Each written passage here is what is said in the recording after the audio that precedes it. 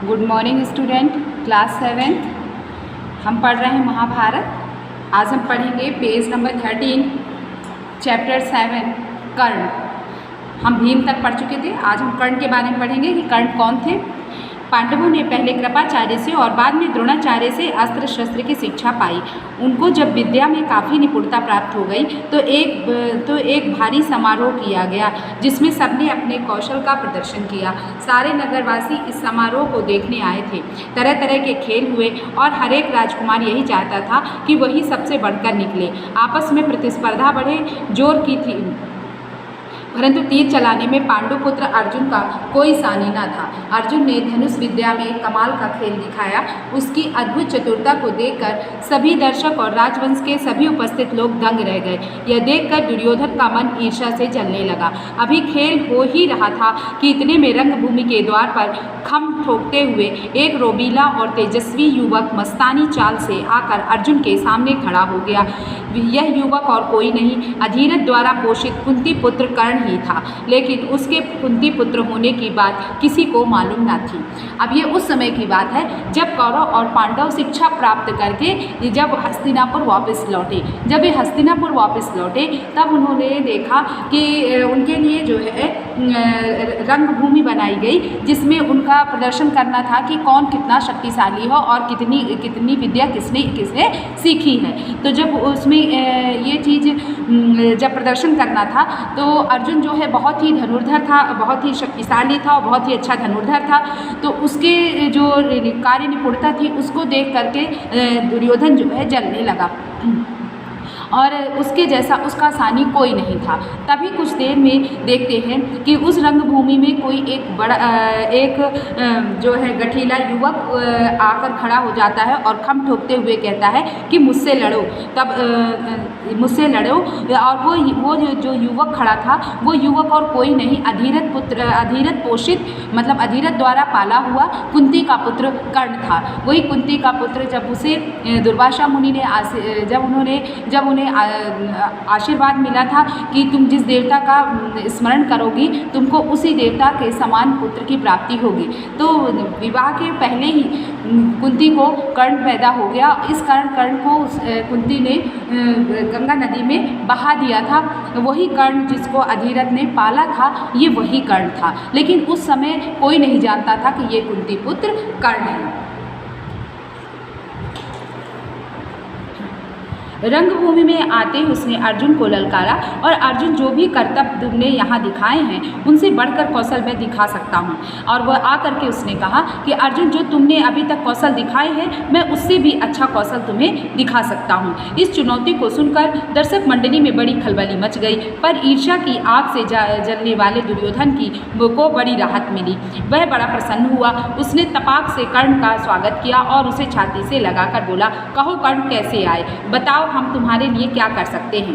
कर्ण बोला, राजन मैं अर्जुन से द्वंद्व युद्ध और आपसे मित्रता करना चाहता हूँ। कर्ण की चुनौती को सुनकर अर्जुन को बड़ा तैश आया। वह बोला, कर्ण सभा में जो बिना बुलाए आते हैं और जो बिना किसी से के पूछे बोलने लगते हैं वे निंदा के योग्य होते हैं। यह सुनकर कर्ण ने कहा, अर्जुन यह उत्सव केवल तुम्हारे लिए ही नहीं मनाया जा रहा है, सभी प्रजाजन इसमें भाग लेने का अधिकार रखते हैं। व्यर्थ डींगे मारने से फायदा क्या, चलो तीरों से बात कर लें। जब कर्ण ने अर्जुन को यूँ चुनौती दी तो दर्शकों ने तालियां बजाई। उनके दो दल बन गए, एक दल अर्जुन को बढ़ावा देने लगा और दूसरा कर्ण को। इसी प्रकार वहाँ इकट्ठी स्त्रियों के भी दो दल बन गए। कुंती ने कर्ण को देखते ही पहचान लिया और भय तथा लज्जा के मारे मूर्छित सी हो गई। उसकी यह हालत देखकर विदुर ने दासियों को बुलाकर उसे चेत करवाया। इसी बीच कृपाचार्य ने उठकर कर्ण से कहा, अज्ञात वीर महाराज पांडु का पुत्र और कुरुवंश का वीर अर्जुन तुम्हारे साथ द्वंद्व युद्ध करने के लिए तैयार है, किंतु तुम पहले अपना परिचय तो दो।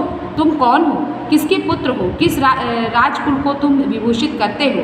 द्वंद्व युद्ध बराबर वालों में ही होता है। कुल का परिचय पाए बगैर राजकुमार कभी द्वंद्व करने को तैयार नहीं होते। कृपाचार्य की यह बात सुनकर कर्ण का सिर झुक गया।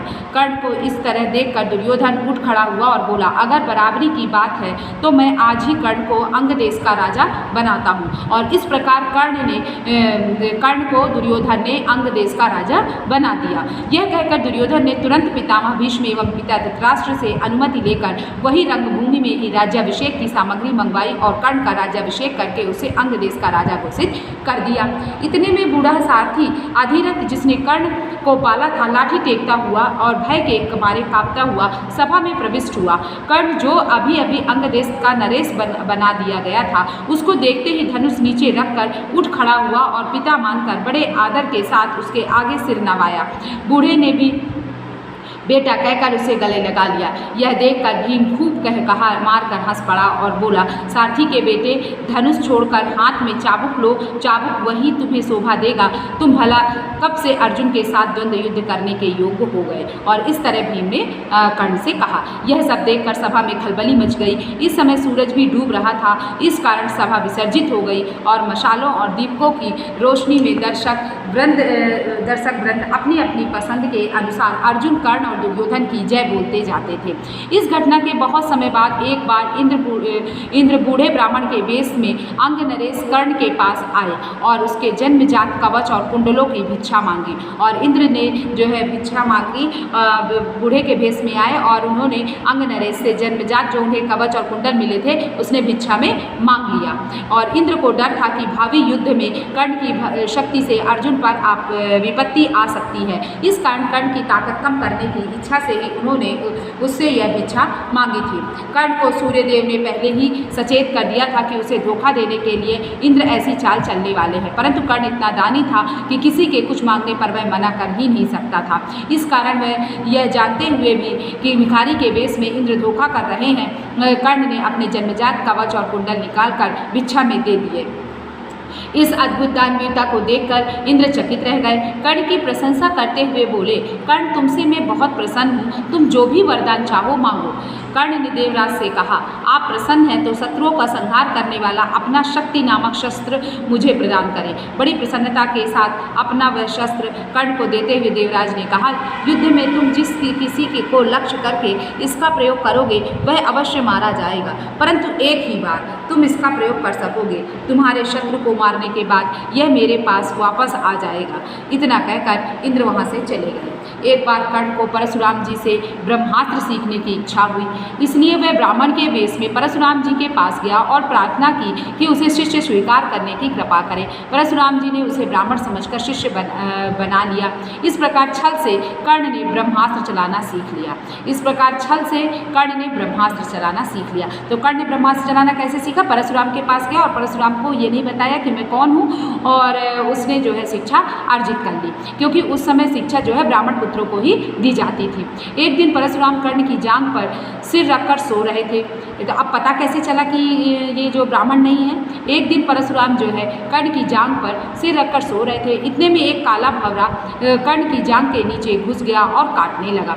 कीड़े के काटने से कर्ण को बहुत पीड़ा हुई और जांघ से लहू की धारा बहने लगी। पर कर्ण ने इस भय से कि कहीं गुरुदेव की नींद ना खुल जाए, जांघ को जरा भी हिलाया डुलाया नहीं। जब खून से परशुराम की देह भीगने लगी तो उनकी नींद खुली। उन्होंने देखा कि कर्ण की जांघ से खून बह रहा है। यह देखकर परशुराम बोले, बेटा सच बताओ तुम कौन हो? तब कर्ण असली बात ना छिपा सका। उसने स्वीकार कर लिया कि वह ब्राह्मण नहीं बल्कि सूत पुत्र है। यह जानकर परशुराम को बड़ा क्रोध आया, अतः उन्होंने उसी घड़ी कर्ण को शाप देते हुए कहा, चूँकि तुमने अपने गुरु को ही धोखा दिया है, इसलिए जो विद्या तुमने मुझसे सीखी है वह अंत समय में तुम्हारे किसी काम ना आएगी।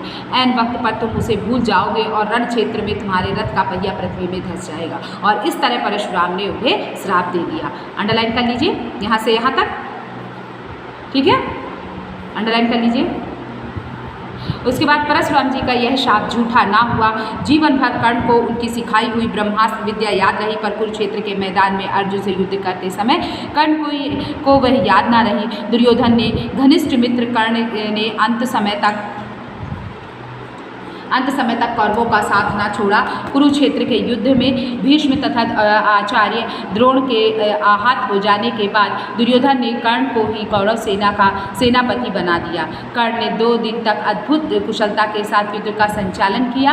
आखिर जब शापवश उसके रथ का पहिया जमीन में धंस गया और वह धनुष बाण रखकर जमीन में धंसा हुआ पहिया निकालने का प्रयत्न करने लगा, तभी अर्जुन ने उस महारथी पर प्रहार किया और माता कुंती ने जब यह सुना तो उसके दुख का पार ना रहा। ठीक है, इतना समझ में आया? जो नहीं समझ में आया डाउट क्लास में पूछ लीजिएगा।